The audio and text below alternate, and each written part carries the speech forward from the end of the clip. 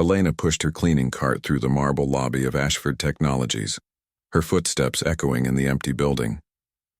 It was almost midnight and the office had finally cleared out. This was her favorite time of day, when she could work in peace without anyone rushing past her like she didn't exist. She'd been cleaning these offices for 3 years now. 3 long years of scrubbing toilets, emptying trash bins, and vacuuming floors that cost more per square foot than her entire apartment. The work was hard, but it paid the bills. Barely. Elena was 38 years old, though some days she felt twice that age. Her hands were rough from chemicals and constant work. Her back ached by the end of every shift. But she never complained, not out loud anyway. She had 2 kids at home who depended on her, and complaining didn't put food on the table. Tonight, like every night, she started on the 20th floor. The executive suites. This was where the important people worked. The ones who made more in a day than she made in a year. Their offices were always pristine, because they had assistants who kept things organized. Sometimes Elena wondered what it felt like to have someone else clean up after you. As she wiped down the glass conference table in the main boardroom, she hummed quietly to herself. Music was always playing in her head. It had been that way since she was a little girl. Her mother used to say she came out of the womb singing, and it was true. Elena loved music more than anything in this world except for her children. When she was younger, she'd dreamed of becoming a professional singer. She'd even gotten into a music conservatory on a full scholarship. Her teachers said she had a gift, something special that couldn't be taught. But life had other plans. She got pregnant at 23. The father disappeared before their daughter was even born. Elena had to drop out of school and find work, any work that would pay. The conservatory scholarship didn't wait. They gave her spot to someone else, someone whose life hadn't fallen apart at such a young age. Then, 3 years later, she had her son. Another relationship that didn't work out. Another mouth to feed. Another reason why her dreams had to stay dreams. Now her daughter was 15 and her son was 12. Good kids, both of them. They never asked for much because they knew she couldn't give it. That broke her heart more than anything else. Elena kept a small notebook in her cleaning cart. During her breaks, she would sit in empty offices and write down melodies that came to her. Little scraps of songs, pieces of music that lived in her imagination. She had hundreds of them now, filling page after page of that worn notebook. Sometimes she wondered what would happen if anyone ever heard them. Would they think they were beautiful? Or would they laugh at the cleaning lady who thought she could write music? She shook her head and kept cleaning. Dreams were dangerous things when you had responsibilities. Down on the 19th floor, she could see the lights still on in one office. The corner office. That was where Jonathan Ashford worked, the CEO of the whole company. Elena had seen him a few times over the years, always from a distance. He was younger than she expected for someone so successful, maybe in his early 40s. Tall, always wearing expensive suits, always looking serious. She tried to avoid him when she could. Rich people made her nervous.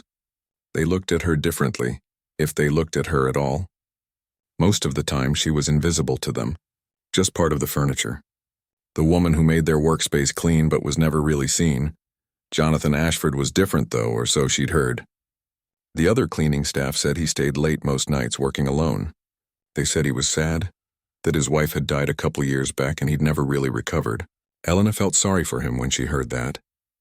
She knew what loss felt like, even if she'd never lost a spouse. She finished the executive floor and moved down to the 18th. Her routine was always the same. Start at the top, work her way down. 5 floors per night, Monday through Friday. On weekends, there was a different crew. That's when she spent time with her kids, helping them with homework and pretending they had a normal life. As Elena emptied the trash bins in one of the manager's offices, she started singing softly. One of her own songs, something she'd written last week about her daughter. It was a gentle melody, full of hope and love and all the things she wished she could give her children but couldn't afford to. The words flowed out of her naturally. Singing was as easy as breathing. When she sang, the weight on her shoulders lifted just for a little while. The bills waiting at home disappeared. The exhaustion in her bones faded away. For those few minutes, she wasn't a maid struggling to survive. She was just Elena, doing what she was meant to do. She'd installed a cheap keyboard in her apartment last year, bought used from a pawn shop. At night, after her shift ended and she got home around 2 in the morning, she would sit at it for half an hour before collapsing into bed.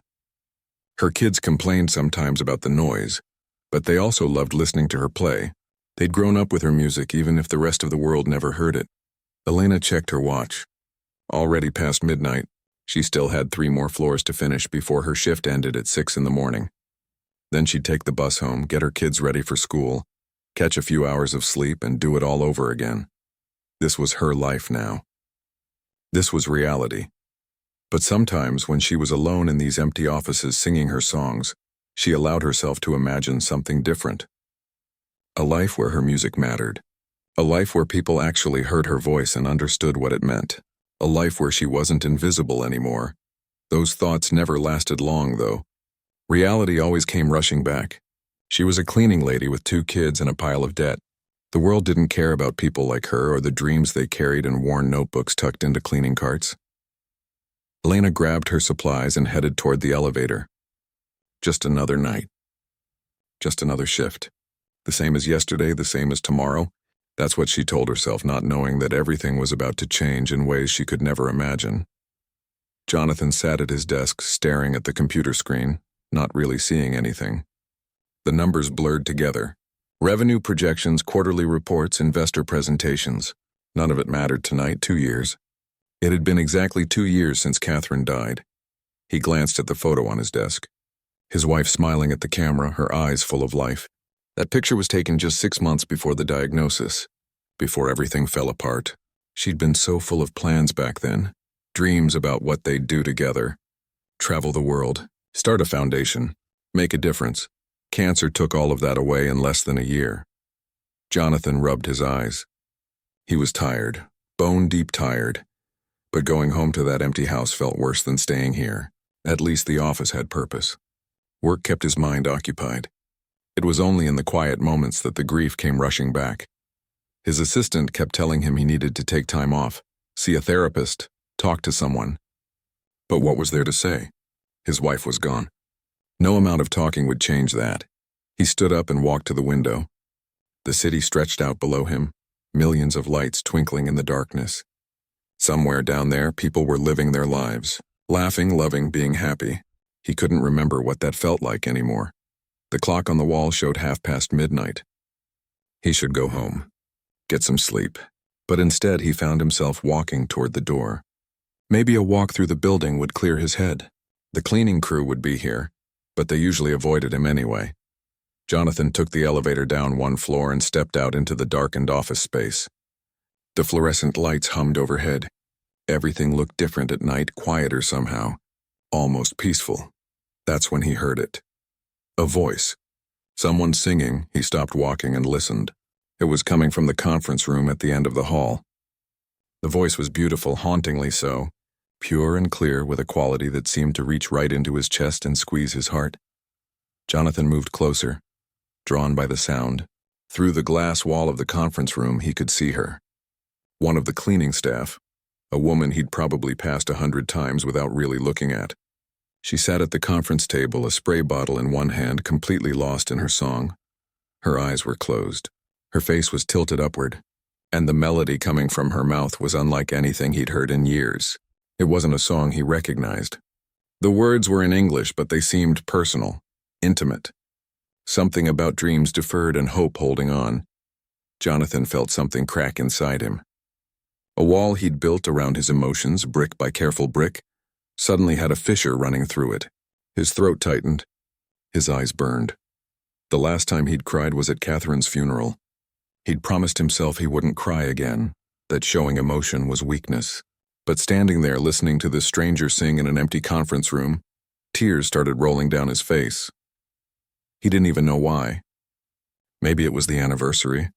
Maybe it was the loneliness. Or maybe it was just that her voice reminded him that beauty still existed in the world, even when everything felt dark. The woman opened her eyes and saw him standing there. Her face went white. She jumped up so fast she nearly knocked over her cleaning cart. "I'm so sorry, sir. I didn't know anyone was still here.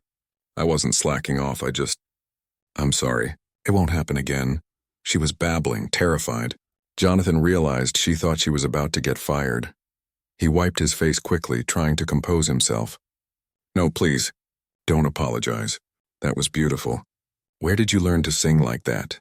The woman looked at him like he'd spoken a foreign language. Her hands twisted nervously in front of her. I studied music a long time ago. But that was before. She trailed off, clearly uncomfortable. Jonathan could see her edging toward the door, wanting to escape. What's your name? He asked. Elena, sir. Elena Martinez. I'm Jonathan. He stuck out his hand. After a moment's hesitation, she shook it. Her palm was rough with calluses. That song you were singing, was that an original? Elena nodded slowly, like she wasn't sure if this was a trick question. Yes, sir. I write sometimes, just for myself. It was incredible. Jonathan meant it. I haven't heard anything that moving in years. She looked at him skeptically, probably wondering if he was making fun of her. Rich boss, poor cleaning lady. She'd heard this story before or something like it. Nothing good ever came from powerful men paying too much attention. Jonathan could see her distrust. He didn't blame her. Listen, I know this is going to sound strange, but would you consider singing for me sometimes? When I'm working late? Sir, I don't think I'll pay you. Triple your hourly rate. And before you think this is something inappropriate, it's not. He struggled to find the right words. Your voice. It made me feel something. For the first time in a long time. Elena stared at him. She was trying to figure out if this man was crazy, dangerous, or genuine. Probably all three. Why?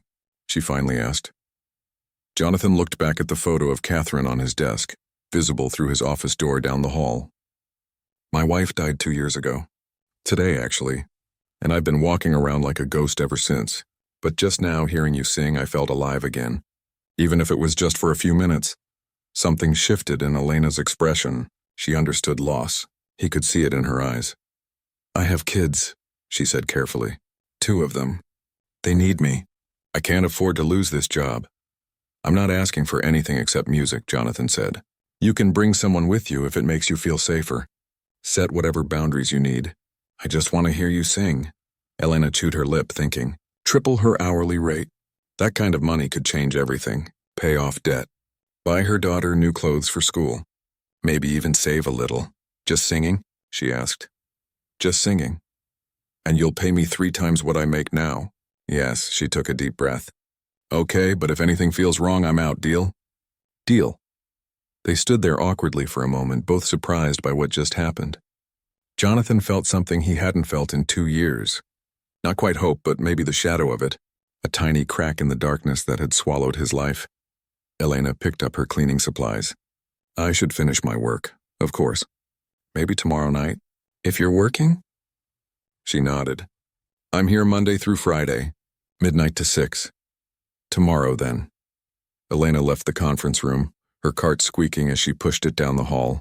Jonathan watched her go, then walked back to his office. He sat down at his desk and looked at Catherine's photo again. I think you would have liked her, he whispered to the picture. She has the kind of voice you always loved. For the first time in 730 days, Jonathan Ashford felt like maybe, just maybe, he might survive this after all. Elena barely slept that day. She kept replaying the whole thing in her mind. The CEO crying while listening to her sing. The strange offer. Triple pay just to perform for him while he worked. Her daughter Rosa noticed something was off when she got home from school. Mom, you okay? You look weird. I'm fine, baby. Just tired, but she wasn't fine. She was confused and a little scared. Men like Jonathan Ashford didn't just offer money for nothing. There always had to be a catch. Elena had learned that lesson the hard way over the years. Still, when midnight came and she arrived at the office building, her heart was racing. She'd told her neighbor about the arrangement, given her Jonathan's name and office number just in case. If she didn't call by 7 in the morning, her neighbor had instructions to contact the police. Maybe she was being paranoid. Maybe he really just wanted to hear music. But Elena hadn't survived this long by being careless. She took the elevator up to the 20th floor. Jonathan's office light was on. She could see him through the glass walls sitting at his computer. He looked up when she stepped out of the elevator. Elena, you came. I said I would. She kept her distance, one hand on her cleaning cart like it was a shield. Jonathan stood up and gestured to the conference room. We could sit in there? Or my office, whichever makes you more comfortable. Conference room is fine. More visibility. Glass walls on all sides. Anyone walking by could see them. They settled into the room. Jonathan took a seat at one end of the long table. Helena stayed standing near the door. So, what do you want me to sing? She asked. Whatever you'd like. Whatever comes naturally. Helena felt ridiculous. This whole situation was absurd. But then she thought about the extra money. What that could mean for her kids. She closed her eyes and started singing one of her original pieces. A melody she'd written about her son. The song was about watching someone grow up too fast. About holding on while learning to let go. She'd written it last year when her boy started middle school and suddenly didn't want to hold her hand anymore. When she finished, she opened her eyes. Jonathan was staring at the table, his jaw tight. That was about your son? He asked quietly. Yeah, how'd you know? I could hear it in your voice, the love. The fear of losing him, even though you know you have to let him become his own person. He looked up at her. My wife and I never had children. She wanted to, but we kept saying we had time, and then we didn't. Helena sat down, forgetting her caution for a moment. I'm sorry. That must be hard. It is what it is. Jonathan rubbed his face. Tell me about your kids, so she did. She talked about Rosa, who was smart as a whip and wanted to be a lawyer someday. About Miguel, who loved drawing and filled notebooks with sketches of superheroes. About how they never complained even though Elena knew they went without things their friends had. Jonathan listened like he actually cared. Then he started talking too. About his wife Catherine, who'd loved music and had dreamed of starting a foundation to help artists. About how the company had consumed his life, and he'd promised her they'd do something meaningful together someday. About the guilt he carried for all those some days that never came. She would have loved your voice, he said. Catherine believed everyone should have access to their art, regardless of money or background.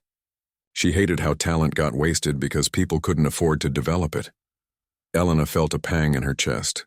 That hit close to home. Over the next few weeks, their late-night sessions became routine.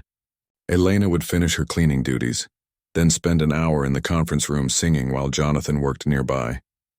Sometimes he'd listen quietly. Other times they'd talk during breaks. She learned he wasn't what she'd expected. Yeah, he was rich and powerful, but he was also lonely and lost. Grief had hollowed him out, left him going through the motions of living without actually being alive. And slowly, something shifted in him. He started smiling occasionally, made jokes. One night he even laughed at something she said. A real, genuine laugh that seemed to surprise him as much as it surprised her. The other staff at the company started noticing too. Jonathan's assistant mentioned to Elena one evening that the boss seemed different lately. I don't know what changed, but he's almost like a real person now, she said. Elena just smiled and kept pushing her cart. But then came a night that changed everything. Elena arrived for work and found Jonathan pacing in the conference room. He looked nervous, which was unusual for him. I need to ask you something, he said, and I want you to know you can say no. There's no pressure. Elena's guard went up immediately. Okay. The company has an annual gala in 2 months. It's a big fundraiser, lots of important people. We always have entertainment. He paused. I want you to perform, Elena laughed. Not a happy laugh, a panicked one. You're joking. I'm not. Jonathan, I can't perform in front of hundreds of rich people. I'm a cleaning lady. I haven't performed on a real stage in 15 years. They'd eat me alive. No, they wouldn't. Elena, you're incredibly talented. The world deserves to hear you. The world doesn't care about people like me, she shot back. You think those people at your fancy gala want to hear the Maid sing? I'd be a joke to them. You're not a joke to me.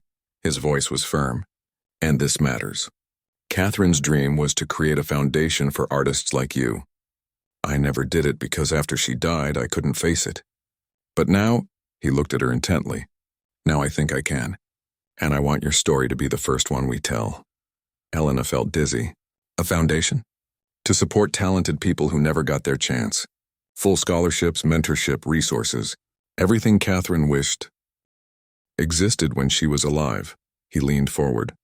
But I need you to take this leap. Show people what's possible. Help me honor her memory the right way.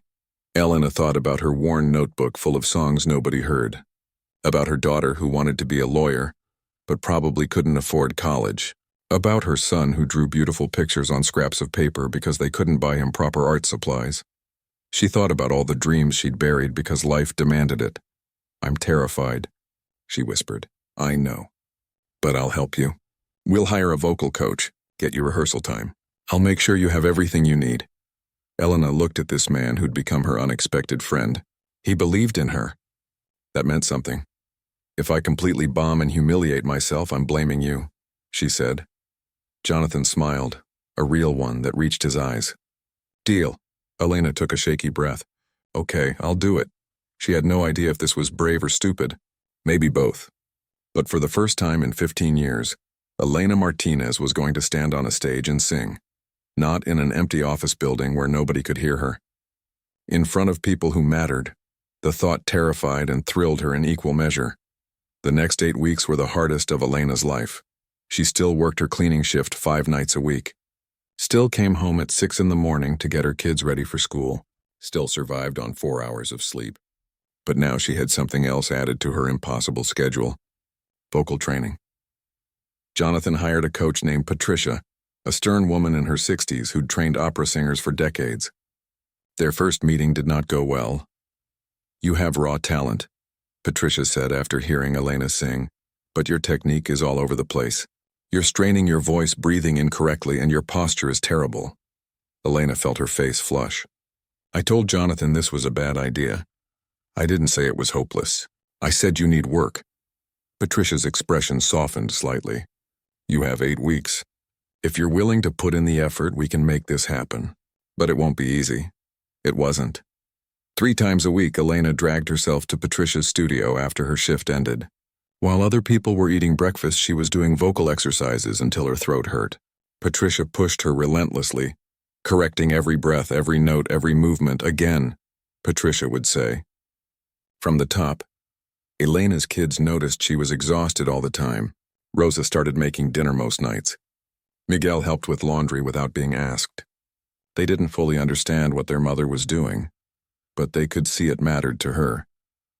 "Are you really going to sing for rich people?" Miguel asked one afternoon. "I'm going to try, baby. What if they don't like it?"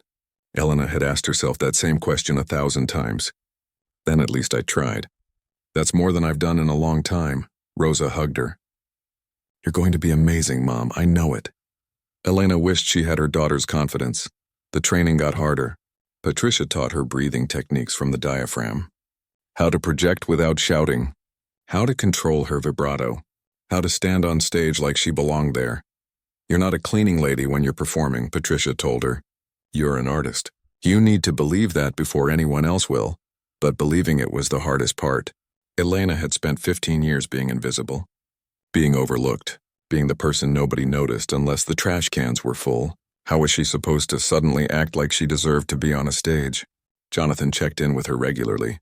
Sometimes he'd sit in on her training sessions, watching from the back of the room. Other times they'd meet late at night in the conference room and she'd show him what she'd learned. "You're improving so much," he told her one night. "I can hear the difference." "I'm terrified," Elena admitted.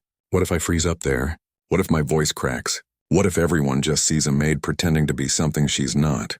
Then they're not worth performing for." Jonathan's voice was firm. "But that's not what's going to happen. You're going to walk out on that stage and remind everyone in that room what real talent sounds like." Elena wanted to believe him. Some days she almost did. With 3 weeks left, Jonathan took her shopping for a dress. Elena had never been in stores like these before. Places where a single outfit cost more than her monthly rent. She felt out of place touching the fabrics, looking at price tags that made her dizzy. "I can't accept this," she said. "It's too much. Catherine always said the right outfit could change how you see yourself." Jonathan held up a simple but elegant navy dress. "Try this one." When Elena looked at herself in the mirror wearing that dress, something shifted. She didn't look like a cleaning lady. She looked like someone who could stand on a stage. Someone who had something to say. "We'll take it," Jonathan told the sales clerk. 2 weeks before the gala, disaster struck. Elena woke up with a sore throat. By that evening, she could barely talk. Patricia took one look at her and sent her home. Rest. No talking. No singing. Just rest, Elena panicked. She couldn't rest. She had to practice. The gala was in 14 days. Jonathan called her that night. Patricia told me you're sick. How are you feeling? Like I'm letting everyone down, Elena croaked. You're not. Your body needs recovery time. Trust the process, but Elena couldn't sleep. She'd worked so hard, come so far. What if her voice didn't come back in time? Rosa found her crying in the kitchen at 2 in the morning. Mom, what's wrong? I'm scared, baby. This was my one chance and I'm going to blow it. Her daughter sat down next to her. You know what I remember? When I was little, you used to sing me to sleep every night, even when you were exhausted from work. Even when you could barely keep your eyes open. You never gave up on making me feel loved. Rosa took her hand. You've got this. And even if something goes wrong, you're still the bravest person I know. Elena hugged her daughter and cried harder. The throat infection cleared up after 5 days. Patricia put her on a strict regimen of warm water with honey, steam treatments, and gentle vocal exercises. Slowly, carefully, Elena's voice came back. Good as new, Patricia declared 1 week before the gala. But no more risks. Take care of yourself. The final week crawled by. Elena practiced her song until she could sing it in her sleep. She'd chosen one of her original pieces, the one about invisible people with visible dreams. It felt right somehow. Personal. Jonathan arranged for her to rehearse at the actual venue 3 days before the event. When Elena walked into the ballroom, she almost turned around and ran. It was massive, elegant, intimidating. The stage looked impossibly far away. This is where you'll perform, Jonathan said gently. Elena stood on that stage looking out at hundreds of empty chairs. In 3 days, those chairs would be filled with tech executives, investors, millionaires. People who'd never cleaned a toilet in their lives. People who probably never noticed the cleaning staff. I can't do this, she whispered. Yes, you can. Jonathan walked up onto the stage with her. You know what Catherine used to say? She said courage isn't the absence of fear. It's doing something that terrifies you because it matters. This matters, Elena. Your voice matters. Your story matters. Elena looked at him. This man who'd been a stranger 2 months ago, who'd heard her singing in an empty office and somehow saw past the uniform and the cleaning cart, who believed in her when she couldn't believe in herself. Okay, she said. Okay, I'll do this. The night before the gala, Elena couldn't eat. Her stomach was in knots. Rosa and Miguel could tell she was nervous. We're proud of you, Mom, Miguel said. No matter what happens tomorrow. Elena kissed both her kids goodnight and tried to sleep. Tomorrow everything would change. For better or worse, her life would never be the same after tomorrow night. She just hoped she was ready.